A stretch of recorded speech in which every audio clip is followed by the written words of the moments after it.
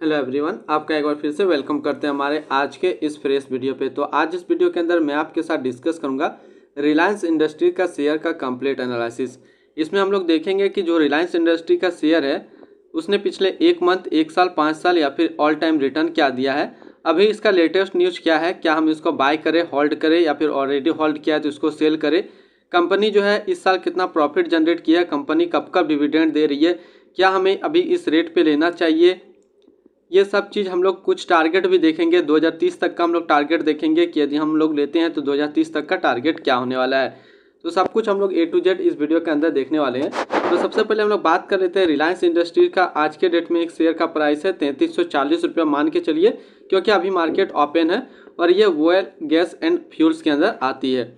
इसका पिछला एक मंथ के अंदर यदि हम लोग रिटर्न देखें तो एक मंथ के अंदर 4% का नेगेटिव रिटर्न है, यानी कि 105 रुपया नेगेटिव रिटर्न है। एक साल की रिटर्न की बात करें तो 14 रुपया 70 पैसा नेगेटिव रिटर्न है। 5 साल की बात कर लेते हैं तो 5 साल के अंदर जो रिटर्न दिया है वो दिया 1093 रुपया, यानी कि 87% के आसपास रिटर्न है। और ऑल टाइम यदि हम लोग देखें तो ऑल टाइम 2317 रुपया का रिटर्न है। रिटर्न परसेंटेज देखें तो 4500% के आसपास रिटर्न परसेंटेज है। ये तो हम लोगों ने अभी इसका देखा।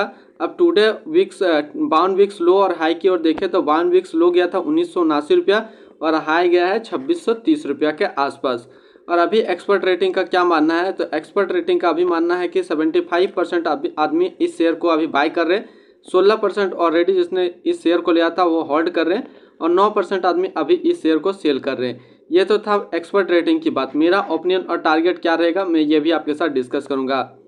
अब हम लोग इसकी रिवेन्यू के प्रॉफिट की बात कर लेते हैं। तो कंपनी ने ये साल जो प्रॉफिट जनरेट किया वो क्या 73,670 करोड़ का कंपनी इस साल प्रॉफिट जनरेट की है।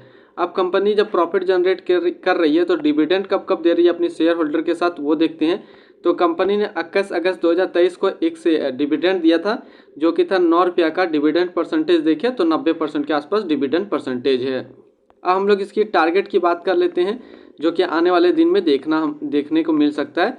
इससे पहले हम लोग इसका शेयर होल्डिंग पैटर्न को देखें तो प्रोमोटर्स जो है 50% के आसपास है, फॉरेन इंस्टीट्यूशन 22.48% के आसपास, रिटेल जो है 12% के आसपास, अदर डोमेस्टिक इंस्टीट्यूशन 9% के आसपास और म्यूचुअल फंड में जो है 6.45% के आसपास। हम लोग इसका रिसेंट न्यूज़ देखते हैं तो पाँच घंटे पहले जो एक न्यूज आया था, Reliance industries share price live block for इतना। तो ये कुछ खास न्यूज़ आज के लिए नहीं है। अब हम लोग बात कर लेते हैं इसकी टारगेट का। तो टारगेट हम लोग 2 टर्म टारगेट देखेंगे। एक तो हम लोग देखेंगे 2025 का टारगेट, यानी कि आने वाले 2 साल का टारगेट देखेंगे, और एक टारगेट हम लोग देखेंगे 2030 के लिए जो कि लॉन्ग टर्म टारगेट होगा।